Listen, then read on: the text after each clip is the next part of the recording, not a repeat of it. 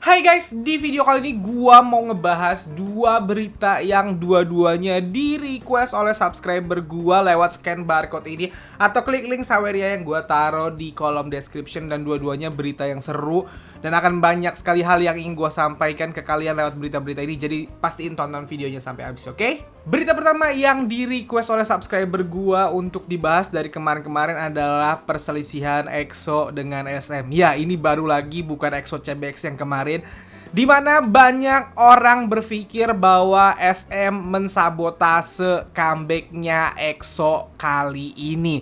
Kita mulai dari berita pertama. Berita pertamanya gua kutip dari portal berita Pancave yang berjudul "Ramai diperbincangkan, produser Mars mengklaim SM lupa memasukkan bagian drum pada lagu B-side EXO Cinderella." Ya, judulnya aja udah sangat kontroversial.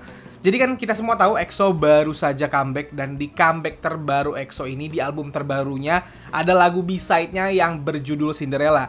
Dan diciptakan oleh, nih kalian lihat fotonya, dia adalah Paul Thompson namanya. Dia adalah salah satu produser di lagu Cinderella itu gitu. Dan beberapa hari yang lalu, si Paul Thompson ini live IG sambil ceritanya mau mereaction lagu-lagu di comeback terbarunya EXO. Termasuk dia mereaction lagu ciptaannya sendiri yang dinyanyikan EXO, yaitu Cinderella gitu. Pas dia muter lagu Cinderella, dia kaget karena kata dia harusnya di bagian awal lagunya itu ada bagian drumnya, ada drumnya, ada musik drumnya gitu, tapi dihilangin sama SM. Dia sebagai produser kaget karena drum itu adalah bagian penting di lagu tersebut dan bikin lagu tersebut atau awalnya itu tambah bagus gitu, tapi malah dihilangin sama SM. Tapi karena dia kerja sama SM, dia berhusnuzon atau berprasangka baik. Dia bilang mungkin SM lupa memasukin bagian drum itu di final lagu tersebut gitu, sehingga nggak ada bagian drumnya gitu. Udah sebenarnya sampai situ doang. Tapi mendengar pernyataan dari Paul Thompson tersebut, banyak EXO-L di Korea utamanya sama Kanets juga yang dengar berita tersebut marah dan bilang bahwa ini sih bukan SM lupa, tapi SM memang sengaja mensabotase comebacknya EXO ini, mensabotase lagunya supaya lagunya nggak jadi versi terbaik dari lagu tersebut gitu. Banyak banget yang marah. Kalian bisa kunjungi portal berita Pancave, kalian bisa baca komen-komen Kanet di situ. Itu Kanet bener-bener kayak, ini SM memang pengen EXO nggak sukses sih untuk comeback kali ini kayaknya, gara-gara keributan itu. Sampai di situ gue masih yang kayak mungkin masih bisa ada berprasangka baik sedikit, gue masih bisa kusut-kusut dikit. Mungkin SM merasa bahwa kalau ada part drumnya kurang bagus, lebih bagus gak ada drumnya, mungkin versi SM-nya gitu, makanya dihilangin drumnya gitu, oke? Itu masih bisa kusut-kusut sedikit, masih bisa kusut-kusut gue. Lalu di berita terbaru nih, judulnya "Kurang promosikan MV hingga masalah pre-order album, penggemar sebut SM Entertainment memboikot EXO di comeback terbarunya." Nah, berita inilah yang akhirnya bikin trigger yang bikin gue udah susah untuk husnuzon. Yang pertama, albumnya guys. Albumnya EXO ini katanya banyak sekali fans yang udah order tapi di cancel sama SM karena katanya albumnya habis atau nggak di restock. Padahal nih EXO loh yang comeback. EXO, bisa dibilang EXO grup terbesarnya SM malah gitu.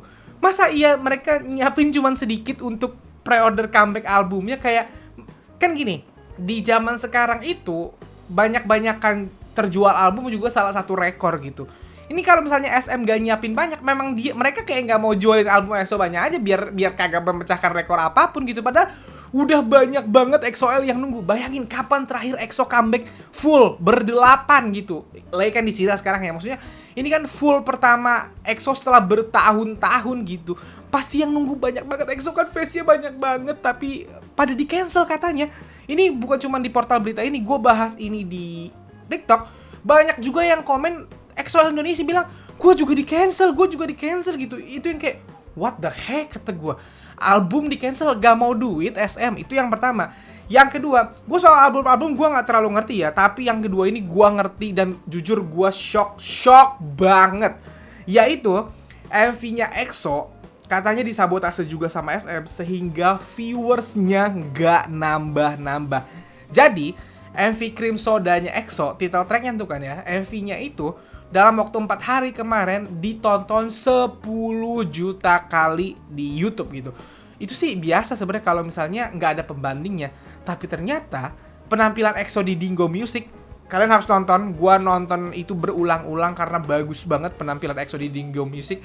Gue tuh kangen EXO karena harmonisasi mereka yang keren banget. Gue kalau lo ngikutin IG gue berkali-kali ngepost tentang Dingo Music-nya EXO atau penampilan EXO di Dingo Music saking bagusnya gitu. Memang bagus banget gitu. Gue demen banget lah ngeliat mereka tampil, apalagi harmonisasi gitu. Nah, yang menarik di Dingo Music tersebut, videonya lebih dari pokoknya belasan menit, sampai 20 menit kalau gua nggak salah malah gitu. Videonya dalam waktu 2 hari ditonton 6 juta kali. Nah, inilah muncul ketidak make sense-nya. Kenapa gue bilang nggak make sense? MV Cream Soda yang cuman 3 menit dalam 4 hari itu 10 juta penonton, sedangkan Dingo Music 2 hari itu sampai 6 juta penonton, padahal itu Dingo Music durasinya jauh lebih panjang. Kalau lo ngulang-ngulang, Dingo Music itu lo nonton baru sekali, MV EXO Cream Soda lo bisa udah nonton sampai 4 kali, 5 kali gitu, karena durasinya cuma 3 menit. Buat kalian yang nggak tahu nih, gue kasih tahu, di YouTube itu MV itu punya kespesialan dari YouTube. Maksudnya gimana bang? Kalau video kayak video gue ini, termasuk video kayak konten Dingo Music itu lu nonton hanya terhitung sekali dalam sehari. Jadi walaupun misalnya lu nonton konten gue nih sekarang nih, udah selesai nonton, lu nonton lagi, itu nggak kehitung jadi 2 view, kehitungnya cuma 1 view gitu, 1 view sehari. Besok kalau lu nonton gue lagi baru kehitung 2 view gitu. Nah, sedangkan MV yang full 1 lagu doang, mau MV mau dance practice, pokoknya yang full 1 lagu doang, itu dia akan kehitung berkali-kali dalam sehari. Walaupun jadi gini, misalnya lo nonton MV, udah selesai nonton MV yang benar, abis itu lo nonton lagi, itu udah kehitung terus tuh, setiap kali lo nonton kehitung terus. Makanya MV itu viewersnya di YouTube bisa sampai bermiliar-miliar. Kalau konten-konten biasa ya jutaan doang. 10 juta aja udah banyak, 20 juta aja udah banyak gitu Kak. Dan kalau misalnya ditonton 20 juta, ya penontonnya range-nya hampir segitu. Nah, sekarang pertanyaannya, di Dingo Music penontonnya 6 juta dalam waktu 2 hari. Berarti seenggaknya penonton EXO tuh ya sekitar range 6 juta orang itu. Itu jumlah penontonnya doang. Harusnya MV-nya kalau 6 juta itu nonton MV masing-masing 2 kali aja dalam waktu 2 hari, dalam waktu sehari. Kalau masing-masing dari 6 juta orang ini nontonnya 2 kali sehari, udah 12 juta sehari MV Cream Soda ini harusnya gitu. Dan kalau misalnya di Dingo Music yang durasinya panjang itu dalam waktu 2 hari bisa 6 juta, Cream Soda harusnya dalam waktu 4 hari tembus 20 juta lebih. Minimal itu menurut gua. Minimal ya harusnya menurut gua. Tapi cuman sampai ke angka 10 juta. Kok bisa? Itu dari sini gue yang mulai percaya bahwa anjir, diapain ini MV sama EXO sama SM sampai nggak naik-naik view-nya gitu. Kalau misalnya ada yang bilang emang EXO aja flop cuman 10 juta dalam 4 hari. Kalau misalnya MV-nya doang 10 juta, Dingo Music-nya dalam waktu 2 hari penontonnya cuma 300 ribu atau 500 ribu, mungkin lu bisa ngatain EXO flop. Kalau Dingo Music ini yang panjang banget durasinya dalam 2 hari bisa sampai 6 juta view-nya, nggak flop. Ini harusnya lebih dari 10 juta. Itu udah paten. Ini harus lebih dari 10 juta. Minimal 20 juta itu udah minimal menurut gue dalam waktu 4 hari. Nggak mungkin kurang dari itu gitu. Karena lu nonton MV kan pasti berkali-kali nonton. Udah nonton. Kan gue bilang tadi, kalau penonton Dingo Music ini 6 juta, masing-masing dari 6 juta itu nonton 2 kali sehari. Gak mungkin juga, pasti kalau yang fans bisa 3 kali, bisa 4 kali, bisa 5 kali. Bahkan ada yang nontonnya sampai puluhan kali sehari. Gak mungkin 6 juta ini dikali 2 aja 12 juta. Gak mungkin MV-nya cuma 10 juta, gak mungkin. Makanya yang ini gue paham kalau banyak EXO-L yang akhirnya sekarang kesel banget sama SM, karena make sense kalau ini ada main-mainnya gitu, karena nggak mungkin 10 juta tuh aneh banget, nggak mungkin gitu. Ya udah, itu aja sih dari gua. Kalian punya pendapat gak terhadap berita ini EXO-L? Kalau kalian punya pendapat, tumpahin aja di kolom komen, oke? Selanjutnya yang ingin gue bahas datang dari ultimate bias gue, Jennie. Ini banyak banget di request di scan barcode ini ya. Sekali lagi yang mau request bahasan gue, scan barcode ini, kalian bisa give gue sambil minta bahasan atau nanya-nanya ke gue di situ, oke? Jadi Jennie itu baru aja jadi bintang tamu di podcastnya Dua Lipa. Yang nanya dengernya di mana bang? Ke Spotify aja, cari Dua Lipa Jennie podcast, itu ntar akan nemu. Dan di situ Jennie bercerita atau menyampaikan pendapatnya gitu. Dan beberapa pendapat Jennie ini seperti biasa akhirnya cukup jadi kontroversi.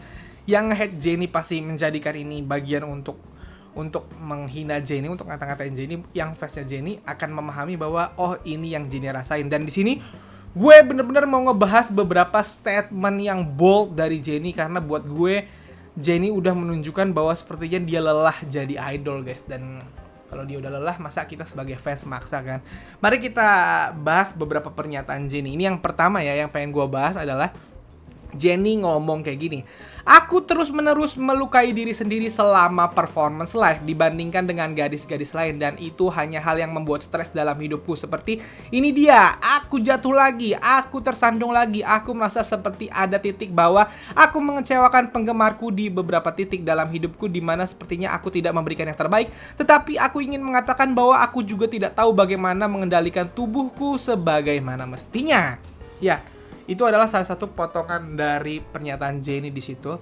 Ini sangat bisa jadi merujuk ke Jennie yang sering disebut lazy dance akhir-akhir. Bukan akhir-akhir ini, udah beberapa tahun terakhir gitu ya. Jadi banyak sekali yang bilang, sebenarnya Jennie itu nggak dibilang lazy dance di banyak tempat, tapi di beberapa tempat gitu. Kalau lo normal mikirnya, lo tahu bahwa di awal-awal konser, dimanapun negaranya, yang awal-awal konser dia masih semangat, lama-lama akhirnya dia sakit dan mulai agak lemah, dan dance-nya udah mulai agak kurang powernya di negara-negara yang udah di konser keberapanya gitu. Itu normalnya gitu. Dan di sini Jennie ngasih tahu bahwa dia sadar bahwa sepertinya saya sudah mengecewakan penggemar. Dia ngerasa bahwa dirinya itu ngecewain penggemar karena dia nggak bisa tampil semaksimal member lain. Dan Jennie tuh ngasih tahu di sini bahwa dia pengen ngasih yang terbaik, itu udah yang terbaik yang dia bisa lakukan gitu. Karena dia bilang bahwa, tadi kan dia ngomong, aku ingin mengatakan bahwa aku juga tidak tahu bagaimana mengendalikan tubuhku sebagaimana mestinya. Jennie tuh nyeritain bahwa dia tuh kalau pakai hak aja itu sakit banget gitu. Dan dia tuh tampil nari koreo itu, dia udah maksain dirinya, badannya tuh sebenarnya sakit gitu. Puncaknya kemarin di yang Melbourne, dia bahkan turun duluan kan. Di Melbourne apa di Sydney, gue lupa, pokoknya yang di Australia dia akhirnya turun duluan sebelum konser selesai. Dia nggak bisa nyelesain konser karena dia udah sakit gitu. Dan sebelumnya dia bahkan diinfus, ceritanya kan dia sempat keracunan makanan gitu. Jadi Jennie tuh mengetahui bahwa dia dikritik akan itu, dan dia tuh meminta maaf sebenarnya, tapi dia bilang bahwa itu udah yang terbaik yang bisa gue lakuin. Badan gue gak kuat, kata si Jennie. Tapi ya, of course, gue tahu, gue tuh sebenarnya gini ya, gue nggak menyalahkan orang yang datang untuk nonton Jennie, untuk nonton Blackpink, terus merasa Jennie, bagi mereka Jennie kurang power, akhirnya mengkritik. Gue nggak menyalahkan itu gitu ya, bebas aja karena udah bayar gitu kan ya. Cuman itu yang makanya gue jujur aja, gue kalau tanya, bang, kalau misalnya ada seorang artis atau sebuah grup konser gitu, lu sebel gak sama penonton yang datang karena FOMO doang? Jujur gue sebel. Kenapa gue sebel? Kan mereka bayar. Iya, hak mereka bayar. Gue gak ngelarang ya. Gue sebel. Sebel sama ngelarang beda. Gue cuma sebelnya kenapa? Karena gini, ketika contoh Coldplay datang ke Indonesia, mereka itu datang ke Indonesia sebenarnya mereka mau nyamperin fansnya, bukan mau nyamperin orang FOMO. Fansnya banyak di Indonesia. Mereka pengen nyamperin fansnya supaya fansnya nonton mereka gitu, supaya nggak perlu jauh-jauh. Termasuk kayak Blackpink di Indonesia kan pengen nyenengin Blink di Indonesia, makanya mereka mau konser di Indonesia gitu. Nah, tiba-tiba ada orang FOMO. Bedanya orang FOMO sama fans apa, bang? Fans itu ngikutin, fans yang ngikutin, jadi fans itu ngerti. Contoh kayak Blink tuh tahu Jennie sakit, jadi badannya lemah. Kita yang Blink tahu kalau misalnya Jennie nyanyinya selama Jennie masih bagus, nyanyinya masih berpower, dance-nya nggak terlalu berpower, kita ngerti karena dia sakit. Itu yang fans. Yang FOMO nggak ngerti itu, dan yang nggak masalah mereka nggak ngerti. Tapi akhirnya mereka ngasih review yang jelek-jelek. Wah, nih kurang nih tampilnya, begini begitu. Karena apa? Ya karena mereka nggak tahu apa-apa gitu. Mereka datang cuman karena FOMO doang aja. Termasuk nanti, misalnya konser Coldplay gitu. Lu nggak ngefans Coldplay, tapi datang karena FOMO doang. Pas tampil, lu bilang bahwa ya tampilnya gitu doang. Padahal yang fans ngerasa itu yang tampil bener gitu, itu yang bagus gitu. Nah makanya gue sebel sama yang FOMO, tapi gue nggak ngelarang sekali lagi gitu. Dan itu terjadi, dan Jennie menyadari itu.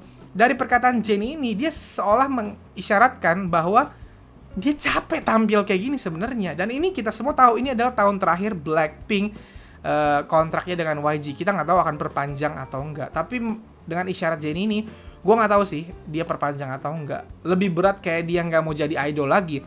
Kalaupun akhirnya nanti perpanjang Blackpink, maka kita kayaknya nggak akan lihat Blackpink yang sama dengan sebelum perpanjang kontrak. Blackpink kayaknya udah akan lebih, apa namanya ya, yang nggak kayak gini lagi dah, nggak terlalu idol banget lagi gitu, lebih bebas, lebih jadi artis yang sesuai dengan yang mereka mau mungkin. Lalu yang kedua nih kita bahas pernyataan Jennie juga, ini yang juga jadi kontroversi.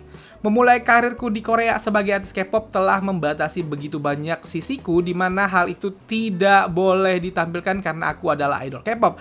Dan aku juga takut untuk mengekspresikan diri. Seiring berkembangnya waktu, aku dapat mengekspresikan diri dan orang-orang melihatnya sebagai melanggar batas daripada dia melakukan sesuatu yang tidak boleh dia lakukan. Jennie juga ngomong, aku ingin mendobrak lebih banyak batasan agar orang-orang dalam budayaku memahami bahwa mengekspresikan dirimu seperti yang kau inginkan seharusnya tidak ada standar, seharusnya tidak ada alasan untuk menilai. Ya, dari pernyataan kedua Jennie ini, Jennie ngasih tahu bahwa jadi idol K-pop itu membatasi dia. Jadi seolah ngasih tahu ke kita bahwa yang lo lihat dari Jennie sekarang adalah Jennie yang sebenarnya. Jennie yang dulu, yang awal-awal debut Blackpink adalah Jennie yang dikungkung oleh norma-norma tak tertulisnya K-pop gitu. Jennie yang sekarang lah Jennie yang berusaha mengekspresikan dirinya karena selama ini dia ditahan-tahan. Jadi, kalau lo ngerasa, ih Jennie kok sekarang berubah sih jadi begini, nggak berubah. Justru itu yang dia yang sebenarnya. Dulu yang dia sebenarnya hanya berakting gitu, bahasanya seperti itu gitu. Jennie ngasih tahu bahwa, gini ya, Jennie adalah orang Korea yang memang dididik dengan, ya kita tahu dia anak orang kaya, dididik dengan mindset yang lebih maju, dan dari kecil dia pernah sekolah di New Zealand. Of course New Zealand itu negara yang isinya mayoritas orang barat, look up-nya ke barat, budayanya barat gitu. Jadi secara tidak langsung Jennie itu memang lebih banyak terpapar budaya barat, di mana lebih mengekspresikan jadi diri sendiri tuh nggak ada masalah gitu. Sedangkan Korea masih timur lah, masih budaya timur, di mana orang tuh harus begini, harus begitu sesuai dengan apa yang ada di masyarakat, padahal nggak harus seperti itu gitu. Nah, Jennie jadi idol K-pop, dan ketika jadi idol K-pop ternyata dia nggak bisa mengekspresikan atau nggak bisa jadi dirinya sendiri. Dia harus nurutin apa-apa kata agensi, apa-apa kata masyarakat Korea mengenai idol. Dari pernyataan Blackpink tersebut, gue yakin ada orang-orang yang akan berpikiran bahwa ya wajar dong dia memilih jadi idol K-pop. Ya tahan, itu resiko jadi idol K-pop. Kalau nggak mau begitu dari awal, ngapain jadi idol K-pop? Nggak salah lo ngomong gitu. Tapi di sini gue akan jelasin apa yang jadi konsepsinya Jennie, apa yang mungkin jadi konsepsinya Jennie tapi nggak kepikiran sama lo gitu ya. Buat kalian yang belum tahu, idol K-pop itu punya aturan yang jauh lebih strict bahkan daripada artis di Korea lainnya gitu. Makanya di Korea, idol K-pop itu dianggap kasta paling bawahnya artis. Mereka tuh kayak direndahin banget sama kanit, sama profesi lain. Kalian tahu kan, rapper mandang idol rapper tuh kayak, idol rapper apaan gitu. Idol yang pertama kali acting dikritik banget. Idol acting jadi pemeran utama kayak bisa acting aja. Pokoknya ketika idol ini nyoba bidang lain, mereka akan diremehin dulu biasanya awalnya. Kenapa? Karena bagi masyarakat Korea, idol itu bukan artis.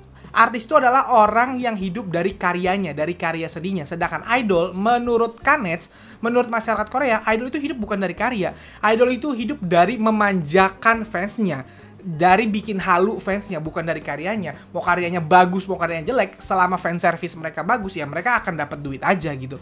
Itu konsepsinya orang Korea. Makanya di Korea itu, contoh deh misalnya, IU Lee Jong Suk kemarin diumumin pacaran. Orang santai-santai aja. Park Seo Joon kemarin katanya pacaran sama YouTuber. Ya Park Seo Joonnya santai-santai aja, nggak diapa-apain. Kenapa? Karena fans aktor itu tidak apa bahasanya ya? Tidak seperti fans idol. Aktor tuh nggak perlu manjain fansnya gitu. Aktor itu tugasnya adalah berakting dari satu project ke project lain. Kalau projectnya sukses, ya udah ntar fansnya tambah banyak. Fansnya seneng sama karya-karya mereka gitu. Makanya kan ada yang namanya Chungmuro. Chungmuro kalau di Korea, aktor-aktor gede itu udah kena skandal yang aneh-aneh pun karirnya tetap muncul. Sedangkan idol kalau udah kena skandal, wah habis tamat. Kenapa? Karena bagi orang Korea, idol itu harus nimang-nimang fansnya. Bodoh amat karyanya bagus atau jelek, yang penting fans service-nya harus bagus, harus bikin halu. Makanya idol nggak boleh pacaran. Kalau lo pacaran, nanti lo ditinggal fans-nya. Karena kalau misalnya si idol pacaran, fansnya nggak bisa halu lagi ke dia karena dia udah punya pacar beneran gitu. Nanti ditinggal sama fansnya. Itulah anggapan dari orang Korea gitu. Nah, Jennie sepertinya tidak pernah berpikiran dia pingin jadi idol K-pop yang seperti itu. Hah? Kok bisa bang? Kan idol K-pop pasti begitu. Enggak. Makanya Jennie masuk YG. Nih gua kasih tahu sedikit ya. Kayaknya ada banyak banget idol dari Gen 3 sampai Gen 4 ini yang masuk YG sebenarnya pengen jadi idol seperti Big Bang. Nah, lo bingung kan? Emang Big Bang beda bang sama idol pada umumnya? Sangat jauh beda. Big Bang itu adalah idol K-pop, tapi sama sekali tidak mengikuti norma-normanya idol. Big Bang itu tidak, gini ya, idol biasanya harus tampil flower boy untuk memuaskan hasrat dari fansnya, harus kelihatan cakep. Big Bang berani tampil dengan mohawk, berani tampil dengan rambut yang ininya cowok sebelah. Pokoknya mereka berani tampil yang aneh-aneh, tidak harus flower boy, tidak harus terlihat cakep, berani kelihatan garang dan lain-lain gitu. Itu contohnya. Big Bang itu mereka berani tampil di panggung, di ciuman atau dicium. Top pernah, silahkan cari klipnya. Top pernah ciuman sama Lee Hyori di Mama guys. Ya, di acara Mama tahun 2009. Taeyang pernah dicium Ayu waktu itu pas tampil. Itu hal yang biasa bagi Big Bang. Kalau idol lain begitu, apa tidak huru-hara fansnya?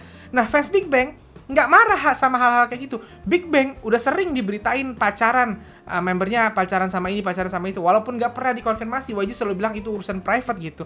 Tapi biasa-biasa aja ketika member Big Bang bahkan menikah sebelum wamil, si Taeyang menikah sebelum wamil, semua fans santai-santai aja ikut happy. Yeay, mantap gitu. Big Bang itu abis konser, kalau abis tour dunia, konser itu mereka tahu, fansnya tahu. Abis itu mereka after partinya, party sama cewek-cewek gitu, biasa aja. Big Bang itu bukan melanggar, melawan semua batasnya koridor-koridor idol K-pop gitu. Dan Big Bang adalah wajahnya YG ketika YG naik dulu sebagai agensi besar. Yang membuat YG jadi agensi besar kan Big Bang gitu. Nah, kayaknya ada banyak trainer-nya Big Bang, trainer-nya YG setelah Big Bang terkenal, pingin jadi idol tapi pinginnya kayak Big Bang. Yang bisa jadi idol tapi bebas hidupnya, agak kagak terikat norma-norma kayak idol K-pop lain. Big Bang itu guys, mereka nggak comeback tiap tahun. Dan mereka, contoh misalnya, kita ambil timeline 2012 ke 2015 saja. Tahun 2012, Big Bang itu comeback dengan full album, dengan segrup comeback gitu. Terus meledak, abis comeback gitu ya, di awal tahun udah comeback meledak. Di akhir tahun G-Dragon membernya solo. 2013 G-Dragon solo lagi, Taeyang juga solo, T.O.P juga solo kalau nggak salah waktu itu. 2014 Taeyang solo lagi, terus subunit GD Taeyang gitu. Seungri juga solo waktu itu tahun 2014. Seingat gue gitu ya. Kalau kurang-kurang tambahin gitu. Intinya Big Bang itu bisa kapanpun mereka mau solo, mereka subunit. Zaman sekarang kan mana bisa kayak gitu. Ketika ada member solo nih, member A solo dalam sebuah grup, terus abis itu dia mau solo lagi, marah fansnya, dia lagi, yang lain dong, kayak gitu-gitu kan. Zaman sekarang tuh K-pop ribet banget. Setelah Gen 2, K-pop tuh pokoknya udah berubah banget lah gitu. Sedangkan Big Bang bisa sebebas itu. G-Dragon tahun ini comeback solo, besok mereka mau, dia tahun depan mau comeback solo lagi, ya biarin. Tahun depannya mau comeback solo, biarin. VIP fansnya chill aja. Nggak ada yang marah sama hal itu gitu. Nggak ngebanding-banding, idol ini udah 2 kali solo, yang ini belum solo. Nggak gitu.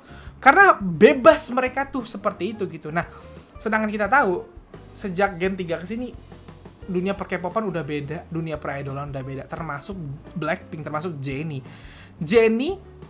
Walaupun Blackpink udah termasuk yang santai, tapi tetap kan dia nggak bisa jadi dirinya sendiri. Di Blackpink aja nggak mungkin Jennie comeback solo sebelum member yang lain solo gitu. Kalau Jennie solo lagi sebelum member yang lain solo, gua nggak tahu tuh kejadiannya bakal seperti apa. Jadi beda gitu. Idol yang mungkin di-expect Jennie, gue pengen kayak Big Bang, kenyataannya dia nggak dapet seperti itu. Makanya dia sekarang numpahin gitu bahwa gue tuh terkekang, ternyata gue nggak bisa jadi diri gue sendiri gitu. Dan sekarang udah di tahun ke-7, tahun terakhir kontraknya bersama YG, dia pengen nunjukin jadi diri sendiri, dia pengen mengekspresikan dirinya sendiri. Makanya gue nggak kaget kemarin Jennie ngupload foto yang dimana dia menggunakan outfit yang sama video yang diduga dirinya dan V kencan di Paris itu kan. Padahal gue yakin Jennie tuh tahu banget video tersebut. Pasti Jennie lihat juga orang videonya viral kemana-mana. Kalau Jennie nggak sempat lihat, minimal pasti dikasih tahu sama staff atau member yang lain gitu. Itu tuh viral banget. Dan Jennie punya kuasa untuk nggak ngupload foto-foto yang kemarin. Foto-foto yang akan membuat orang ngecocokologi pakaian sama video yang diduga dia itu gitu. Dan kalian bisa lihat di foto tersebut, Jenny nge-spill bener-bener pakaian atau outfitnya sama persis sama yang di video tersebut. Kalau cuman sama topi sama bajunya, celananya beda, atau yang lain-lain beda, masih masuk akal. Ini enggak, Jenny ngasih tunjuk foto yang topi, baju, bahkan tas, shawl, celana, sampai sepatunya sama persis sama yang ada di video tersebut. Berarti apa? Berarti kan Jenny kayak, ya udah sih, emang kenapa kalau gue? Jenny kayak mau nunjukin kalau ya udah nggak ada lagi yang bisa ngelarang-larang gue mau upload gitu. Lo pada nggak suka ya nggak suka aja, seperti itu. Jadi kayak mau nunjukin ya itu kayak tadi yang dia bilang, dia mau keluar dari koridor batas itu tadi, guys. Makanya gue harus bilang ke kalian bahwa dari sini Jenny kayak mengisyaratkan bahwa dia pengen jadi artis yang sesungguhnya. Dia kayaknya nggak pengen lagi jadi idol kayak kemarin yang apa-apa harus nurut fans gitu. Itu sih dari gue gitu. Dan mendengar pernyataan ini pasti masih banyak yang akan nge-hate Jenny. Wah, dasar egois bla bla bla. Terserah lu nggak ngaruh juga dalam hidupnya Jenny gitu. Dan ketika Jenny mau jadi diri sendiri, kalau gue adalah orang yang sangat menjunjung kebebasan berekspresi. Gue sangat menjunjung kebebasan menjadi diri sendiri gitu. Karena gue pribadi, gue bahkan nggak mau diatur-atur kalau misalnya itu bukan sesuatu yang menurut gue harus diatur gitu. Gue adalah orang yang menentukan apapun yang ingin gue lakukan itu berdasarkan gue. Kalau gue mau kerja ke tempat A, ya karena gue memang pengen ke tempat A, bukan karena gue harus ke tempat A gitu. Bahkan kayak konten ini, gue kalau misalnya dipaksa, bang, ayo bang harus konten, nggak konten gue mau konten kalau gue mau aja. Bahkan ibu bapak gue, bokap nyokap gue, kalau misalnya gue lagi pengen konten nih, tiba-tiba disuruh, son konten dong, cari duit gitu, gak jadi konten gue pergi main. Kalau gue tuh pokoknya konten kalau gue yang pengen konten, bukan karena disuruh konten. Karena kalau gue udah mulai disuruh konten ini nggak jadi hal yang nikmat lagi buat gue, bukan jadi sesuatu yang menyenangkan lagi. Konten ini jadi beban nanti buat gue. Makanya gue hanya konten kapan gue mau konten. Nggak ada yang bisa nyuruh gue konten. Kalau gue lagi nggak mau konten nih, ya gue nggak konten gitu. Itu baru gue yang sebagai content creator, apalagi kayak Jenny gitu. Dan gue juga lucu sama orang-orang yang ya netizen kocaknya udah di level, gobloknya udah di level nggak masuk akal sih. Kayak contoh misalnya Jenny di konser dia kelihatan capek, 3 hari kemudian dia nonton konser Bruno Mars. Giliran nonton konser kuat, giliran konser capek. Kan goblok, nonton konser sama lu yang tampil konser jauh beda. Coba sekali lu tampil konser beneran gitu 2 jam, abis konser pingsan, lu beda. Nonton konser lu duduk aja nonton gini-gini, nggak perlu, kalau nggak mau joget lu bisa nonton duduk doang gitu. Ya beda. Ada yang kocak lagi, giliran konser capek, giliran ke klub happy. Di Jakarta aja orang capek kerja. Nih lu kerja di sehari, capek banget gue, pulangnya apain? Ke klub yuk, capek gue. Capek kerja, ke klub yuk. Karena orang ke klub itu healing, mau happy, mau seneng, mau ngelepas capeknya, makanya dia ke klub. Malah dibilang giliran konser capek, giliran ke klub gak capek. Goblok, lu gak pernah ke klub berarti. Ke klub itu buat happy. Itu sih yang gue tuh kayak mau balesin komennya satu-satu capek. Kalau ngelihat kocak, maksud gue lu nggak ngerti tapi lu ngomong gitu loh. Maksud gue beda. Kalau di klub itu jogetnya misalnya kakinya sakit, lu joget gini-gini doang gitu. Kalau konser lu nggak bisa joget gini-gini doang, kaki lu tetap harus bergerak, beda gitu loh. Itu aja sih dari gue untuk orang-orang yang otaknya setengah gitu ya. Jadi ya itu aja yang pengen gue bahas. Semoga pembahasan ini masuk ke kalian gitu. Dan kalau kalian punya bahasan atau requestan atau mau tanya-tanya ke gue, seperti yang gue bilang, scan barcode atau klik link saweria yang gue taruh di kolom description. Oke? Kalian bisa give gue di situ sambil nanya. Oke? Bye-bye.